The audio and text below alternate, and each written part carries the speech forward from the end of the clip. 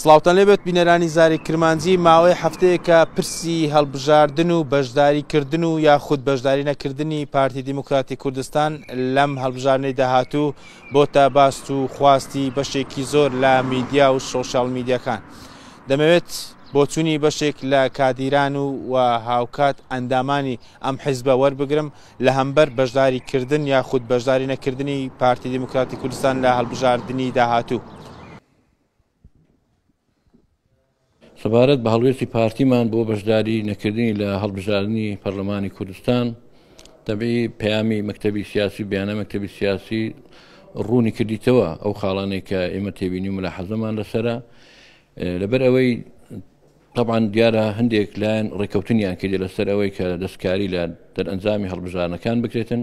لەسەرەوەش پارتیمان بەڵگەی بەدەست کەوتیە کە دیارە بەرنامەیەکە لەو بابەتەی کە پێگەی پارتی کەم بکەنەوە کورسەکانی پارتی کەم بکەنەوە لەو ڕوانگەیە پارتیمان ئەو موقفەی دەربڕیە ئەگەنە ئێمە وەکو پارتی هەمیشە لەگە هەڵبژاردن بووینە و لە ساڵی 91 جەنابی سەرۆک بارزانی یەکەم کەس بووە کە ئەو بیرۆکەی هەبوو پێشنیاری کردە کە هەڵبژاردننی پەرلەمانی کوردستان بکرێت و لە هەرێمی کوردستان پەرلەمان هەبێتن. لە هەموو خولەکانی تری هەڵبژاردنیش ئێمە هەمیشە داکۆچیمان لە هەڵبژاردن کردو لە بە ئێمە حزبێکین بڕوامان بە دیموکراسی هەیە و هەمیشە پابند بووینە بە بنەماکانی دیموکراسی. هەڵبژاردن شتێکی سروشتیە و ئێمە پێشوازی لەکەین. ئەگەر ملاحەزە بکەن لە 2 ساڵی ڕابردوو هەمیشە پارتیمان داکۆچی کردەوە کە هەڵبژاردن لە کاتی خۆی بکرێتن، بەڵام لایەنەکانی تر ئامادە نەبوون لە کاتی خۆی هەڵبژاردن بکرێتن. پارتیشمان لە پێناو بەرژەوەندی گشتی ڕێعایەتی ئەوەی کرد کە تەفاهم لە گەلایەنەکان بکرێت و بەرتەوازەی دروست نەبێت و کۆدەنجی هەبێت لەسەر ئەوەی کە هەڵبژاردن هەموو لایەکان پێکەوە ڕێک بکەون لەسەری هەتا لە سیاسە هەڵبژاردنیش لە ئاخیردار پارتیمان ڕێی لەسەرەوەی بوو کە ئەکرێت ئەگەر شێوازی یاسای هەڵبژاردنیش گۆڕانکاری دەستە بکرێت بتە هەر پارێزگای بێتە بازنەیەک لەسەر ئەوەش کێشێکمان نەبوو، بەڵام دیساش لایەنەکان ئامادەی ئەوان نەبوو کە بێنە پێش و هەڵبژاردن لە کاتی خۆی بکرێت. هەتا لە دەرئەنجام ینی پارتیمان لە پەرۆشی و خەمخۆری بۆ قەواری هەرێم و بۆ کوردستان و بۆ ئایندەی کوردستان و بۆ پرۆسەی دیموکراسی و پەرتەوازە نەبوون هەمیشە تەسحی بە خۆدایە هەر لە ڕوانگەشەوە کە ئەو دۆخە دروست بۆ گەیشتە ئەو قۆناغی کە زۆرینەش بووین و زۆریمان بەکارنینە لە پێناو بەرژەوەندێکتی، بەڵام بەداخەوە لایەنەکان سوودیان لەمە وەرنەگرت و چونە ژێر باڵی هەندێک لایەنی دەرەچی و عێراقی و ئەوانە کە دەرئەنجامەکە بۆی بگەتن و کە ئێستا ئیدی بەو شێوەیە کە بەرنامەیەک دانراوە کە هەڵبژاردن بکرێت کە لە بەرژەوەندی ئێمە نیە. ئێستاش ئێمە لەگە هەڵبژاردنین ئەو خاڵانەی کە ئاماژەی پێکراوە ئەگەر جێبەجێ بکرێن خاڵەکانیش پێمابی زۆر شتی منتیقینە تەبێ هیچ کاریگە لە سەیت لایەک ناکەن. هەموو خاڵەکان ئەوەنە کە هەڵبژاردنێکی شەفا بیتن خاوێن بیتن کە خەڵک دەنگ بدە حەقی نەسووتێتن کە دەنگەکان بە دەست بژمێردرێنەوە هەڵ هەموو لایەنەکان شتی تەبیعی حەقیقەتی هەڵبژاردن بەدەرەکەی ئێ باشە لایەنەکان بۆ لەوەی ئەترسن کۆمیسیۆن لۆ دژی ئەوە بیتن دادگا بۆ دژیەوە بیتن لە هەمان کاتی دادگای فدرالی حەقی ئەوەی نییە بێتن بە پێی دەستور یاسای پەرلەمانی دەستکاری بکە بگۆڕێتن. بۆیە بەڕاستی ئێمە ئەو موقفمان هەبوو ئامادەشین ئەو خاڵانە کە خاڵی زۆر قانونی و یاسایی و لە بەرژەوەندی هەموو لایەکن جێبەجێ بکرێن ئێمە ئامادەین ئێستا هەڵبژاردن بکرێن ئێمە دژی هەڵبژاردنین لە هەڵبژاردنش ناترسین بڕوامان بخۆیە لۆ ئێستا و لۆ ئایندەش.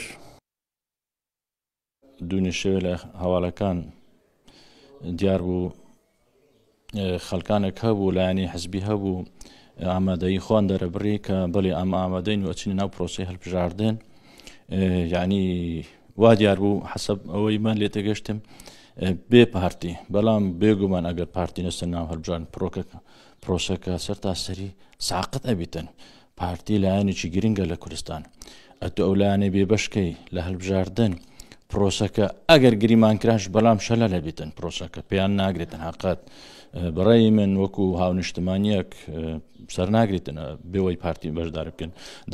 داواکانە پارتیش داواکی ڕەوای حقت داواکی گشتیە تعبیر لە مافی هەموو هاونیشتمانێکێکە ئەو خەڵکانی بێبەشکراینە لە بەناوی پەنجەمۆری باشە من هاوڵاتێکم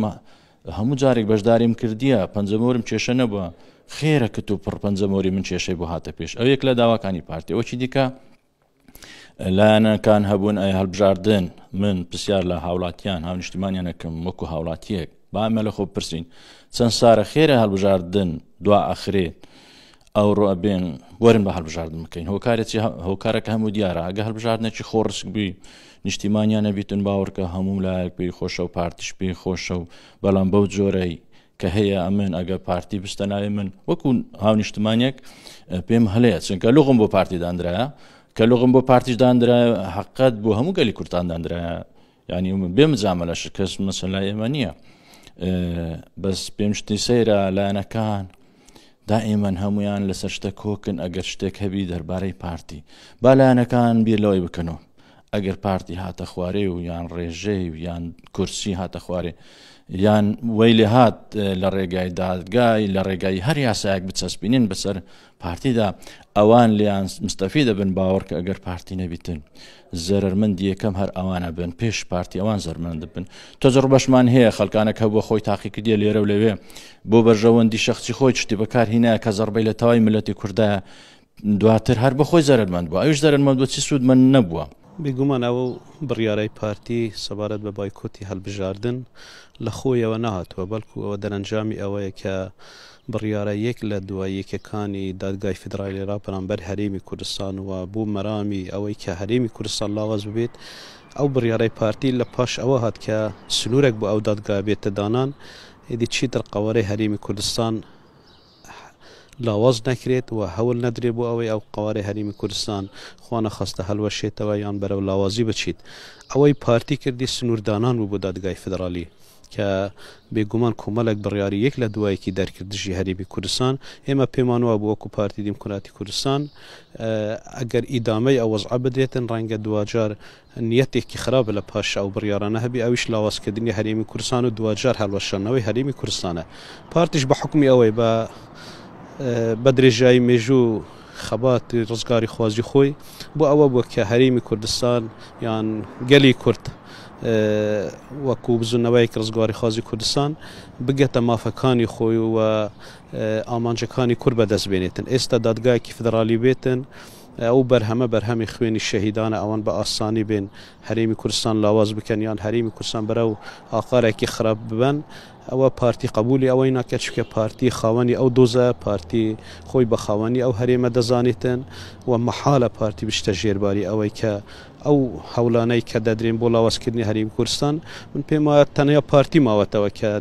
بەرگری لە هەرێمی کوردستان و لە خاکی کوردستان و لە گەلی کورد و کوردستان بکاتن بۆیە ئەو بڕیارە زۆر بڕیارێکی لە جیاوە بێگومان ئەوەی کە پارتیش کردی هەلوێستێک بوو بەرامبەر دادگای فدرالی و سنووردانانێک بوو و دڵنیاش لەوەی پارتی لەسەر حەقە چونکە پارتی واتە یعنی گەلی کورد یعنی کوردستان بۆیە من پێم وایە دوای ئەو بڕیارەش حتمما دەبی دادگای فدرالیش بەخۆیدا بچیتەوە و سنوورێک بۆ ئەو دەست درێژی و ئەو پێشێلکردنی دەستور و پێشێلکردنی سەروەری هەرێمی کوردستان دابنێتن